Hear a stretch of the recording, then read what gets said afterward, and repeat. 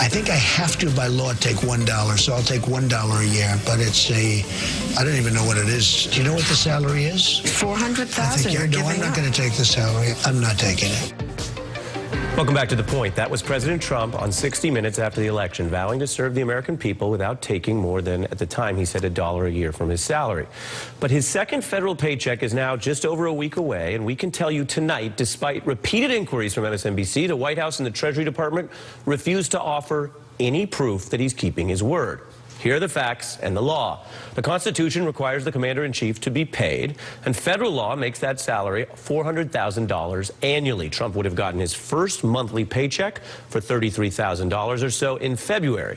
Now, White House spokesperson Sarah Huckabee Sanders has told PolitiFact, this was last month, that the president, quote, will be giving his salary back to the Treasury or donating it to somebody. Now, we followed up. We asked the Treasury Department, the Personnel Office, and the White House directly.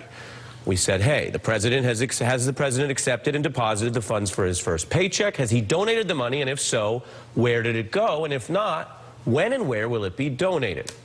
Those are, to be clear, basic questions. They should have basic answers.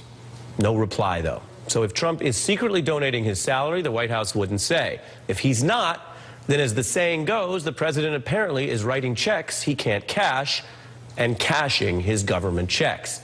Back with me for more, David Corn of Mother Jones, former DNC chair and Vermont Governor Howard Dean, also Kurt Bardella, who worked for Breitbart News, as well as Republican Rep. Darrell Issa, and Giancarlo Perasutti, a former official with President George H.W. Bush. And I hate to say this, but I don't think people care.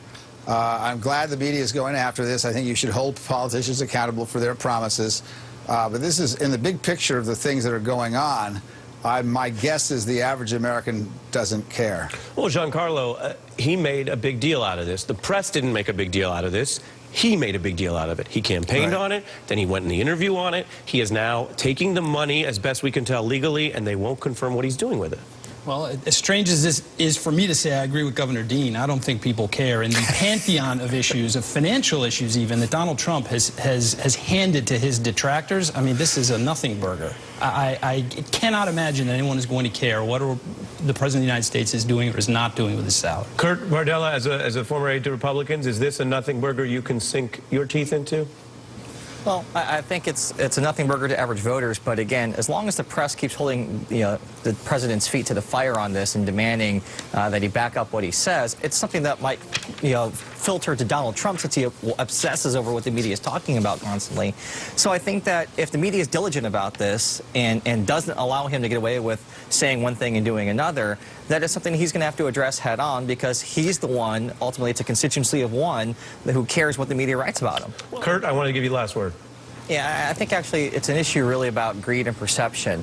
As this presidency continues and as the condition of the American people gets worse, when they lose their health care, when rich people are getting tax breaks and they're struggling to make ends meet, and they look at the President of the United States, a self-proclaimed billionaire who loves talking about how successful he is, and that he's still drawing $400,000 from the federal government while everybody else's condition is deteriorating, I think that's what's going to be very powerfully used against him and could be a real silver bullet perception-wise.